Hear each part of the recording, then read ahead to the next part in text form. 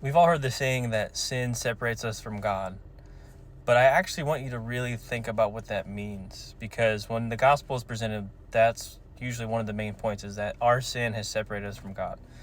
And yes, there is truth in that, but what I want you to think about is think about Adam and Eve in the garden. Think about when they sinned and when their eyes were opened and that they knew they were naked and they were ashamed and hid. What was God's first response? Was it to turn his back and run away and say, sorry, you're on your own? Or did it actually say that God said, where are you? And looked for them. And then ended up actually clothing them from their nakedness so that they wouldn't have shame. I'm not saying that there wasn't consequences for their disobedience and their sin, because there was. Obviously, we experienced that today. But what I'm trying to say is that sin didn't make God run away. It actually only brought him closer. We fast forward to Jesus. The whole reason that Jesus came to earth was because of sin, to eradicate sin from us by dying on the cross in our place. And so we think about that. God became near, Emmanuel, because of our sin.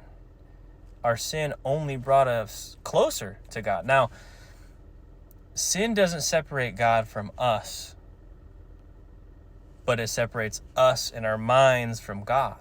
Because Adam and Eve, exactly, right? They became self-conscious and aware of their sin and their nakedness. And that's what sin does. It makes us become self-conscious. It makes us be shameful and have guilt, and makes us not want to come to the light, which is all the human experience, right? But the good news is that God already knows about your sin. He's not afraid of it. And he's done everything in his Son to actually defeat sin and death, so that we wouldn't have to live in shame. We wouldn't have to live in guilt, because God provided a way out.